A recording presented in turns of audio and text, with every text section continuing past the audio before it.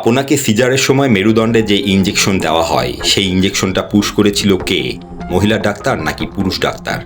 এই ইঞ্জেকশনটায় পরবর্তীতে কি কি ক্ষতি হয় জানেন? বর্তমানে সিজারের শতভাগ কাজ কি মহিলা ডাক্তারই করেন, নাকি কিছু কাজে পুরুষ ডাক্তারের সাহায্য নিতে হয়? পৃথিবীতে কোনো প্রাণীর সিজার লাগে না, মানুষের কেন লাগে? মানুষের সিজার লাগার কারণগুলোর প্রধান একটি হচ্ছে, শ্বশুর ফোন দিয়ে বলবে আমার মেয়ের কিছু হলে জামাই তোমাকে ছাড়বো না, শাশুড়ি বলবে আমার মেয়েকে হাসপাতালে ভর্তি করো, টাকা যা লাগে আমি দেব, আর শালাশালি তো আছেই। তারপর ডাক্তারের কথা বললে তো আইডিয়া আজই নষ্ট হবে। হাসপাতালে গর্ভবতীকে নেয়ার পর ডাক্তার দেখা মাত্র চেক আপ করে এই তিনটি ডায়ালগের যে কোনো একটি দিয়ে থাকেন। 1, বাচ্চা পানি শূন্যতায় আছে। 2, বাচ্চা পেটের ভিতরে পায়খানা করে দিয়েছে। 3, বাচ্চার পজিশন উল্টা।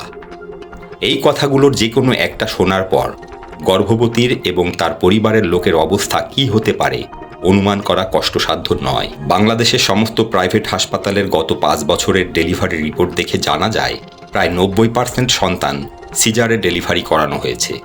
অথচ 100 জন মহিলা ডাক্তারের মধ্যে একজন মহিলা ডাক্তারের সিজার ডেলিভারি হয়েছে এমন খুঁজে পাওয়া খুব কষ্টকর। আর সাধারণ মানুষ হসপিটালে যাওয়া মাত্রই সিজার সিজার সিজার। সিজারে এত টাকা বিল আসে কেন? যাচাই করার কোনো উপায় কি আছে আমাদের দেশে?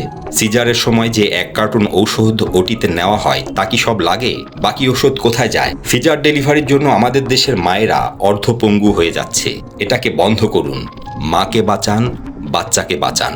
তবে আমি মনে করি কিছু কিছু ডাক্তার নিজের স্বার্থের জন্য হয়তো সিজার করতে বলেন, কিন্তু সব ডাক্তার নয়।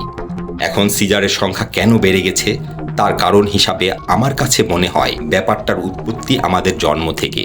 আপনি আপনার দাদা দাদি নানা নানির দিকে তাকান, ওনারা দেখবেন বুড়ো বয়সেও কত শক্তিশালী। আমাদের দাদা নানারা দেখবেন 70 বছর বয়স হয়ে গেছে, অথচ অনেক দূর হেঁটে হেঁটে নামাজ পড়তে যাচ্ছেন, চা খেতে যাচ্ছেন। 80+ বয়স হওয়ার পরেও চশমা ছাড়া পেপার পড়ছেন। এবার আমাদের বাবা মায়ের দিকে তাকান তো, কিছু পরিবর্তন পাচ্ছেন? ওনাদের কোমর ব্যথা, হাঁটু ব্যথা, হাড় ক্ষয় হয়ে যাওয়া বিভিন্ন ধরনের অসুখ দেখতে পাবেন। বর্তমান বাংলাদেশে বেশি সংখ্যক মাদের পেট কেটে সিজার করে বাচ্চা বের করা হচ্ছে, এতে অনেক মা মারা যাচ্ছেন। অথচ আমাদের দাদি নানিরা 10টা-12টা করে বাচ্চা জন্ম দিয়েছেন। আল্লাহর রহমতে তেমন সমস্যা হয়নি, আলহামদুলিল্লাহ। হয়তো কেউ বলবেন অল্প বয়সে বিয়ে হওয়ার কারণে বর্তমানে সিজার করতে হয়। আমি বলবো আপনার ধারণা ভুল।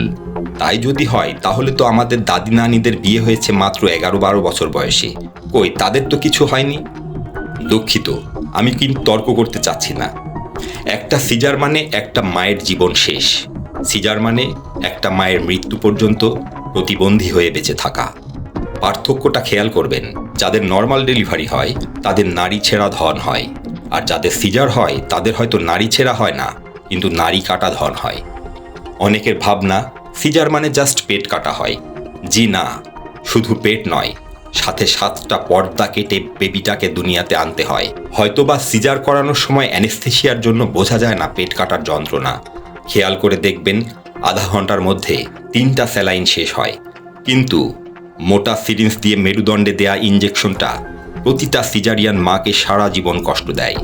মাগুলোর কখনো কখনো শরীরের বিভিন্ন জায়গা অবশ হয়ে থাকে, বসা থেকে উঠতে পারে না, সংসারের যাবতীয় কাজ করতে হয়, ওনাদের অনেক কষ্ট হয়, তবুও করতে হয়, কারণ ওনারা নারী জাতি। বিশ্বাস করুন, যখন অবসের মেয়াদটা চলে যায় তখন প্রতিটা মা গলা ছোলা মুরগির মতো ছটফট করতে থাকে। 24 ঘন্টা একটানা সিজারিয়ান মায়ের শরীরে স্যালাইন চলে। শরীরেরও কাটা জায়গার ব্যথার জন্য ক্যানোনিক্যাল স্যালাইন চলে টানা 24 থেকে 32 ঘন্টা। টানা 2 দিন শরীরে খিঁচুনি ও মাথা ভারী হয়ে বিছানায় পড়ে থাকতে হয় প্রতিটা মায়ের। যদি কোনো প্রতিষ্ঠান সিজারের প্রয়োজন নেই, তাও ব্যবসার জন্য কোনো মাকে সিজার করায়, তাহলে আল্লাহর কাছে তাদের কঠিন জবাবদিহি করতে হবে। যতটা সম্ভব সিজারকে না বলুন। করোনা ভাইরাস পরিস্থিতিতে বাংলাদেশে সিজারের হার একদম কম ছিল, মায়ের মৃত্যুর হারও কম ছিল। নর্মালে জন্ম নিয়েছে সুস্থ সবল শিশু। করোনায় লকডাউনে দেশে 1,75,000 শিশুর জন্ম হয়েছে। এর মধ্যে মাত্র 4% শিশুর জন্ম হয়েছে সিজার করে, বাকি 96% শিশুর জন্ম হয়েছে নর্মালে। প্রিয় ভাই বোনেরা, আমার হৃদয় নিংড়ানো সম্মান দিয়ে আপনাদের কিছু কথা বলতে চাই। খারাপ লাগতে পারে, ক্ষমা করবেন। প্রত্যেক বালা মুসিবত আল্লাহর পরীক্ষা স্বরূপ, এটা সবাইকে মানতে হবে। তবে সিজারের জন্যে ও বাচ্চা বড় হয়ে ডিজে মার্কা হওয়ার পিছনে বেশিরভাগ আপনারাই দায়ী। গবেষণায় দেখা গেছে সিজারের বাচ্চাদের ভবিষ্যতে রোগবালাই বেশি হয়। আগের গর্ভবতী মায়েরা গর্ভাবস্থায় আল্লাহর উপর ভরসা করত, আর বর্তমান আপনার ভরসা ডাক্তারের উপর। 2-3 মাস যেতে না যেতেই স্বামীকে বলেন আমাকে চেক আপ করান, বাচ্চা মনে হয় উল্টা হয়ে আছে। ক্লিনিকে গেলে কিছু কসাই ডাক্তার আপনাকে ভয় দেখায়, ফলে আপনি মানসিক ও শারীরিকভাবে দুর্বল হয়ে পড়েন। আগের গর্ভবতী মায়েরা গর্ভাবস্থায় পবিত্র কোরআন পড়ত, নামাজ পড়ত, ঘরে বসে আল্লাহর জিকির আজগার করত। আর আপনি বর্তমানে ঘরে বসে 24 ঘন্টা ডিশ লাইনের জিকির করেন।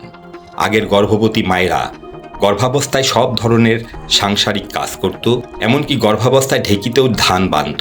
আবার এটা ভাববেন না যে এগুলো আমি আপনাকে করতে বলছি। আর আপনি বর্তমানে ফুলের বিছানা থেকে উঠতে চান না।